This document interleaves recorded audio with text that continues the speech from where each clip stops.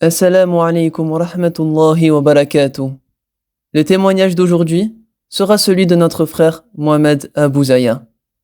Notre frère a 40 ans. Il est français et marocain. Il travaille en tant que responsable de qualité.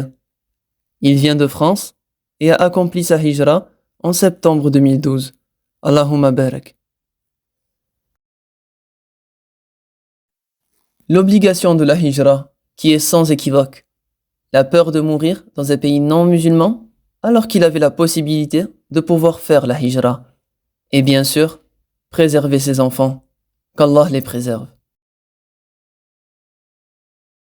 En parlant avec des non-musulmans, pour aller travailler au Maroc, on lui a dit que la société Intel cherchait un poste pour le Maroc.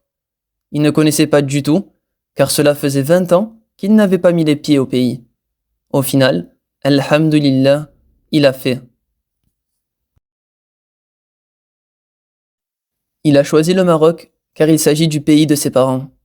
Concernant la ville, il a choisi Casablanca. Il a eu son opportunité de travail dans cette ville. De base, il est originaire du nord du Maroc. Donc pour lui, Casablanca était une aventure inconnue. Il y a beaucoup de mosquées. Également, pas mal d'opportunités de travail. Il est originaire du Maroc. C'était une facilité pour les papiers.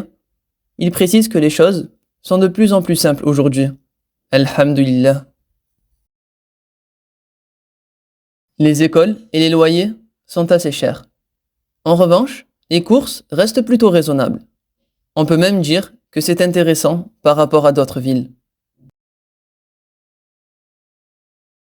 Sans comparaison, un pays musulman avec un pays non musulman ne se valent pas.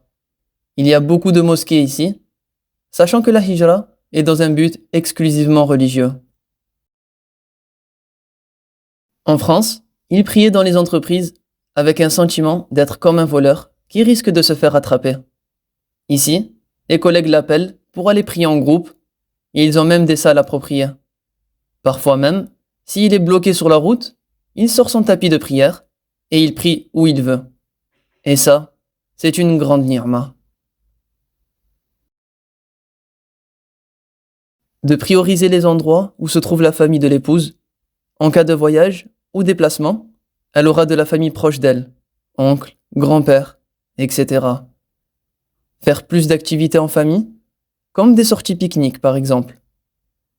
Montrer qu'il y a une grande différence dans un pays musulman pour faire aimer à sa famille et à ses enfants le pays musulman, car les épouses, et même les enfants, cherchent souvent à faire un comparatif.